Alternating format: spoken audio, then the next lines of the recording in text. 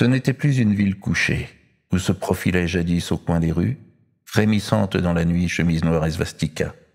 un vent glacial balayant sur leur passage les certitudes d'une république agonisante. Aujourd'hui, Eurocity, l'insolente avec ses tours de Babel d'un autre temps, se dressait majestueusement vers le ciel, défiant l'oncle Sam, crevant même les nuages pour mieux flirter encore avec les étoiles. Martyrisé par l'histoire, défiguré par les Corbusier et Calder d'Outre-Rhin, incendié par les aficionados du Lambris et de la colonne de Buren, la Mecque des cols blancs aux dents longues, Yopi au rabais et autres faux culs vaselinés jusqu'à l'os, cherchait encore ses marques, oscillant ainsi entre les années bebop et le 3e millénaire, l'art déco version teutonne et les rêves pharaoniques de Citizen Trump. Un orage venait de s'abattre sur la ville. La lueur de la bougie dansait sur le plafond, et moi, seul, immobile,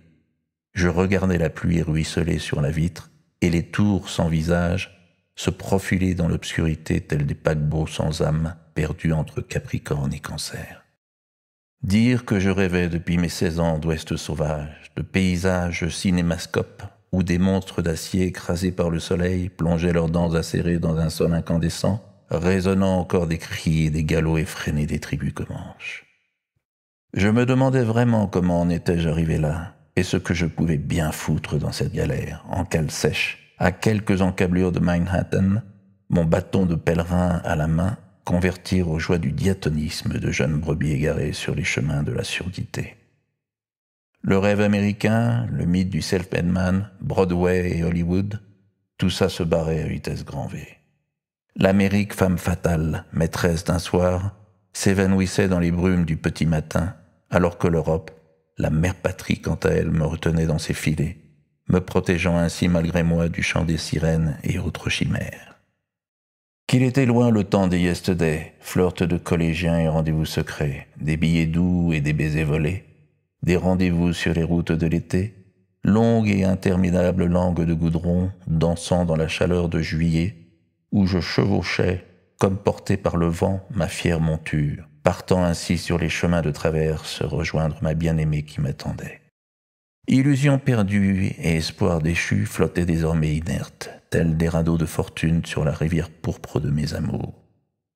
Ainsi j'étais passé des sommets de l'extase à la traversée de la mer d'Aral, et tout comme ces silhouettes énigmatiques sur les routes de Saint-Jacques-de-Compostelle,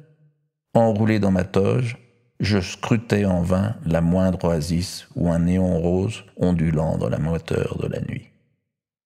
Je me rejouais alors un remake clair-obscur monacal au reflet séicien des amants d'Ithaque dans un manoir victorien aux réminiscences shakespeariennes, ou bien encore une saga bukowskienne dans les aurores boréales d'une aventure romanesque au pays des Cosaques, une datcha saupoudrée de neige, balayée par le vent, une belle tsarine au teint de porcelaine, tournoyant voluptueusement sur l'écran noir de mes nuits blanches. Le torrent de vie d'où jaillissaient jadis tels des geysers en furie mes rêves et mon imaginaire n'était plus qu'un marécage peuplé de fantômes et de vampires de l'âme. J'étais donc à la croisée des chemins, à la lisière de la forêt des sarcasmes, forêt sertie de 1001 regards, de pièges et de mirages.